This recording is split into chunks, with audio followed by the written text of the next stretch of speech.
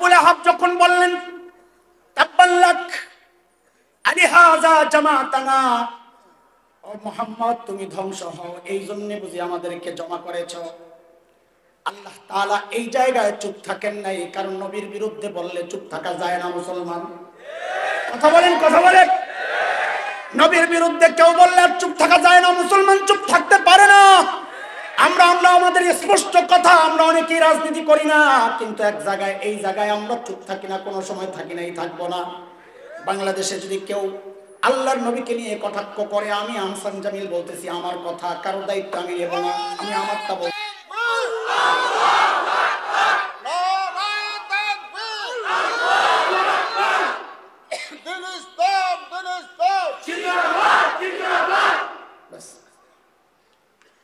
আল্লাহ বললেন তাব্বাত ইয়াদা আবি লাহাবিন ওয়া তাব। আবু লাহাব তেমন নবীর উপর ধ্বংস হবে, আর তুই ধ্বংস দিবি বেটা। ওলামাদের বিরুদ্ধে যারা মুখ খোলে, কসম আল্লাহ একটাও বাঁচবে না, সবগুলোর ধ্বংস অনিবার্য ইনশাআল্লাহ। নবী তো নাই, নবীর ওয়ারিসরা আছে, আবু লাহাবও নাই, সূরাতও আছে। বুঝা গেল কিয়ামত পর্যন্ত আবু লাহাব আসবে, নাম পাল্টাবে। আবু লাহাব তো এমন ডরাইছে, মোহে মোহে সাফাবাজি যাই করে, ভিতর শুকায়া শেষ। অনেক পর বদরের যুদ্ধের ডাক পড়ছে, আবু জাহেল কয় দোস্ত রেডিয়ন, তাড়াতাড়ি যাওয়া লাগবো, আমরা সব সম্পদ আটকায় দিব। মোহাম্মদ আবু সুফিয়ান খবর পাঠাইছে। আবু লাহাব কয় দোস্ত আপনি যান, আমি যাবো। কি জন্য যাবেন না? মোহাম্মদ কইছে আমি ধ্বংস, আমি মক্কা থেকে বাইরে, আমার খবর আছে। রাজি হয় না পাগলা, আমি যাব না।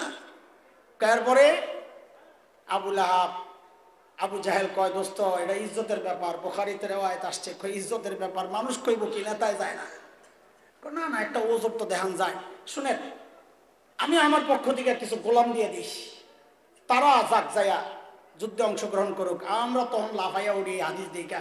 আরে এই নি সিস্টেম, বিরিয়ানির পুটলা হাতে ধরাই দিয়ে মিছিলে পাঠাইছে, এটা আবুল হাব থেকে শিখছে। বুঝেন না এই কথা? আরে কথা বুঝেন না আপনারা কিছু কথাবার্তা? আল্লাহ যারে কইছে তুই ধ্বংস হবি, হ্যাঁ মক্কা থেকে না বাইরে বুঝে বেঁচে যাবো, কি করেন আপনারা? যার ধ্বংস আল্লাহ চেয়েছেন তাকে রুখার ক্ষমতা কারো আছে? বদরের যুদ্ধের পর থেকে যখন আসছে সবাই, নেতা তো সব ময়রা সাফা, সব নেতা ময়রা সাফা। আবু লাহাব বদরের 5 দিন কি 6 দিন কয়েকটা বক্তব্য আসছে, গলার মধ্যে এমন রোগ হয়েছে, প্লেগ ফোড়া, ব্যথায় অস্থির হয়ে মারাই গেল, শরীর থেকে দুর্গন্ধ বেরিয়েছে, পয়সা শেষ। অথচ এই আবু লাহাব হাতরে হাতরে বলতো কি খবর, মোহাম্মদ যে কইছে তোরা ধ্বংস হবি, তোরা দি কিছু হয় না, দিত কি খবর কি? আর কইতো যদি আযাব আসে আমার সন্তান এরা রুখবে, আমার কর্মী আছে, টাকা আছে, টাকা টাকা দিয়ে রুখে দিব।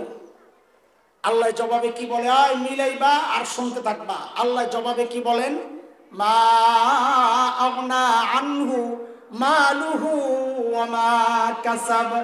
পতন যদি চলে আসে, তোর মাল তোরে বাঁচাইতে পারবে না, তোর সম্পদ তোকে বাঁচাতে পারবে না।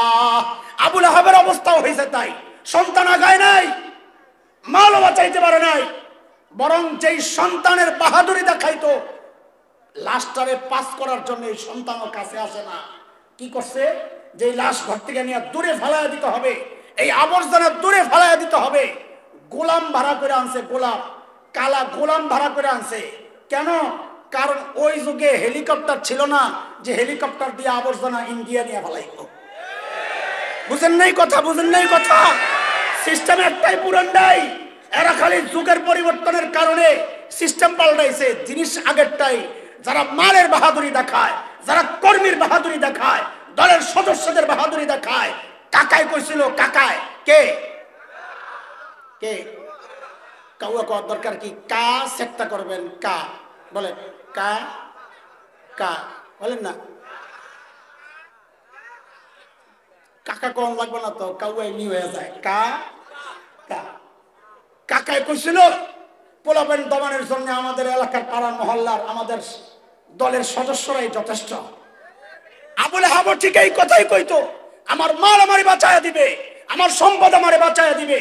আল্লাহ বলেন মা আগনা আনহু মালুহু ওয়া মা কাসাব, যে মালের বাহাদুরি দেখাও, যে সম্পদের বাহাদুরি দেখাও, যে কর্মী আর দলের সদস্যদের বাহাদুরি দেখাও, আল্লাহর আযাব আসলে তারা তোমাকে রুখতে পারে না। খবরদার, নবীর বিরুদ্ধে যারা অবস্থান নেবে তাদের পরিণাম এইরকমই হয় যেমনটা আবু লাহাবের হয়েছে।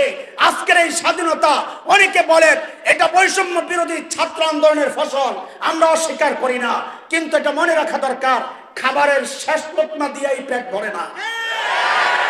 খাবারের শেষ লোকমা দিয়া, শেষ লোকমার যেমন ভূমিকা থাকে প্রথম লোকমারও ভূমিকা থাকে। কথা বলেন, কথা বলেন। শেষ লোকমা যদি হয়, শেষ লোকমা যদি হয় বৈষম্য বিরোধী ছাত্র আন্দোলনের সেই গণহত্যা, তাহলে আমরা বলবো তার প্রথম লোকমা হচ্ছে শাপলার সেই গণহত্যা। কথা বলেন ঠিক কিনা? সেদিন কি অপরাধ ছিল আমাদের, আমাদের ছাত্রদের কি অপরাধ ছিল, আলেমদের কি অপরাধ ছিল, ইমানদারদের কি অপরাধ ছিল? নবীর ইজ্জত রক্ষা করার জন্য তারা ময়দানে নেমেছিল, নবীর ইজ্জত সমুন্নত করার জন্য তারা ময়দানে নেমেছিল। আজকে আপনি বলেন, আপনি তাহাজ্জুদ পড়েন, নামাজের পরে যাই নামাজ খোঁজেন, ঘুমের থেকে উঠা কোরআন খোঁজেন, তাইলে নবীর আশিকদের বুক কেন কলি দিয়ে ঝাঁঝরা করলেন? আমরা জানতে চাই। আমরা পরিণাম দেখেছি, পালানোর সুযোগ পান নাই, খাওয়ার সুযোগ পান নাই, টেবিলে খানা রেডি, খাওয়ার সুযোগ দেওয়া হয় নাই, লেজ গুটায় পালাইছেন। কারণ একটাই, আলেমদের বিরুদ্ধে যারাই যাবে, নবীর বিরুদ্ধে যারাই যাবে, নবীর ইজ্জত রক্ষায় যারা আগায় আসবে না, যাদেরকে নাস্তিক মুরতাদদেরকে যারা শেল্টার দিবে, আল্লাহর কসম কিয়ামত পর্যন্ত তাদের পরিণতি লেজ গুটায়া পালাইতেই হবে, পালাইতেই হবে।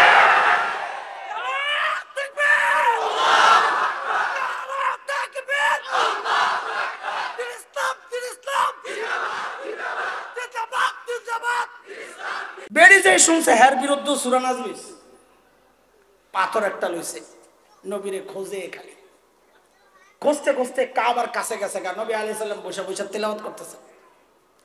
সাইয়েদনা আবু বকর দেখছেন আসতেছে উম্মে জামিল, নবীরে কানে কানে বলে ইয়া রাসূলুল্লাহ, উম্মে জামিল আসতেছে, ওর মতি গতি ভালো লাগতেছে না, মারবো। আল্লাহর হাবিব বলেন আবু বকর ওরে আসতে দেন, আসতে দেন, আসুক। কেন? আমি যে বসে রয়েছি ও তো আইসা আমারে দেখবি না। আপনাকে অবাক লাগে নাই তো সুবহানাল্লাহ বাড়িতে যেয়ে পড়বেন। অবাক লাগলে কি চুপ থাকতে হয়? মমিন সিং এর সিস্টেম এটা। তো কি করতে হয়? আর জোরে কর। কিন্তু বিষয় হলো একটা জলজন্ত মানুষ বসা, আরেকজন জলজন্ত মানুষ আইসা, চক্ষুষ্মান, চোখ আছে, সব আছে, দেখবে না কেন? কারণটা কি? কারণ যে নবী কোরআন তেলাওয়াত করতেছিলেন। কি আল্লাহ নবীকে আগেই সুসংবাদ জানায় রাখছেন, নবীর মুআজিজা। আবার আপনারা এই রিস্ক নিয়েন না, পুলিশ আইলে বই তেলাওয়াত করেন না যে আমারে দেখবো না, এটা নবীর মুআজিজা। আল্লাহ নবীকে বলেছেন সূরা বনী ইসরাঈল 45 নম্বর আয়াত, وَإِذَا قَرَأْتَ الْقُرْآنَ جَعَلْنَا بَيْنَكَ وَبَيْنَ الَّذِينَ لَا يُؤْمِنُونَ بِالْآخِرَةِ حِجَابًا مَسْتُورًا। নবী আপনি যখন তিলাওয়াত করবেন, আপনার আর বেঈমানদের মাঝখানে আমি নিরাপত্তা পর্দা দিয়ে দিব, ওরা আপনারই দেখবে না। ঠিকই উম্মে জামিল আইসা খালি খোঁজে, আবু বকর তো বুঝছে, চান্দু তুমি তো দেখো না, নবী তো বসা, তো জিজ্ঞেস করতেছে এই তোর দোস্ত কই, মোহাম্মদ কই? ভুলে গেছেন আপনারা সিস্টার? মোহাম্মদ কই? আয় মোল্লা। তখন তোর মোল্লা কয় নাই, সময়ের শব্দ দিয়ে আমি তাফসীর করলাম আর কি। ওই মোল্লা তোর দোস্ত কই? আবু বকর বসে কি বিপদে দেখেন। যদি বলে লা আদরি, জানি না, তো মিথ্যা কথা হয়। আবু বকরের কল্লা কাটা যায়, হ্যাঁ সিদ্দিক কাটা যায়। বলেন কি কাটা যায়? সিদ্দিক কাটা। আর যদি বলেন এই যে, আবু বকর মাইর খায়। কেন? আবু বকর কই এই যে, উম্মে জামিল কই যে, এত দেয় না। আবু বকর মানুষ কি চালাক, চালাক না, বিচক্ষণ। চালাকের মধ্যে একটা সততার গন্ধ আছে। বলেন কি আবু বকর কি ছিলেন? মানুষ কি ছিলেন? সহজ সরল ছিলেন, কিন্তু মানুষ ছিলেন বিচক্ষণ। এই যে মৌলবী দেখেন, আল্লাহ আমাদের বড়রা, অনেকে মনে করে হুজুরের কিচ্ছু বুঝে না, কিচ্ছু নাই, বোকা বোকা। দোস্ত, যার সিনায় আসমানি ইলম আছে সে বোকা হইতে পারে না। আরে বোকা তো সে যে আসমানি ইলম থেকে বঞ্চিত। ইমামুনা ওয়া সাইয়্যিদুনা ওয়া কুদওয়াতুনা হযরত কাসেম নানতুবি রহমতুল্লাহ আলাইহি। ইংরেজরা তালাশ করতেছে, পরামর্শ দিছে সবাই, হুজুর লুকান লুকান লুকান। লুকাম না, জোর করে ধইরা লুকাইছে। 3 দিন পরে বুট করে বাইরিস, ইন্নালে হুজুর বাইরে গেছেন, ধরা খাইলেন তো। নবী আলাইহিস সালাম সাউর গুহায় 3 দিনের বেশি লুকান নাই, আমি কেমনে 3 দিনের বেশি লুকায়া থাকি? আমাদের আকাবিররা লুকানোর ক্ষেত্রে সুন্নতের ফলো করছেন। মাদ্রাসার পাশে, দেওবন্দের পাশে একটা মসজিদ, ছাত্তা মসজিদ, হযরত ওখানে অবস্থান করতেছেন। ইংরেজরা টের পাইছে, টের পাইয়া চারদিক থেকে ঘেরাও করছে, কাসেম নানতুবিরে ধরবে। ভিতরে কাসেম নানতুবি, ইংরেজরা ঢুকছে, যায় দেখে এক বেটা সলিমুদ্দিন গেঞ্জি পরা, লুঙ্গি পরা, মসজিদ ঝাড়ু দেয়। এরা মনে করছে এইটা কাসেম নানতুবি না, কারণ এত বড় নেতা। এরা মনে করছে পেটটা তো কমপক্ষে দেওয়ানবাগি হুজুরের মতো হতো, এত বড় নেতা। তো যায়া কাসেম নানতুবিকে জিজ্ঞেস করতেছে, ওই কাসেম নানতুবি কাহা? কাসেম নানতুবি কই? কাসেম নানতুবি বলছেন, কি বিপদে, যদি বলেন মাই হো তো ধরা পড়ে, আর যদি বলেন পাতা নেই আমি জানি না তো মিথ্যা হয়। মিথ্যাও বলা যাবে না, ধরাও পড়া যাবে না। মৌলবি বোকা হয় না মিয়া, ওটা বুঝাইতেছি। ওরা চিনল না কেন? আল্লাহ বাঁচাইছে, ওই যুগে ফেসবুক আসিল না।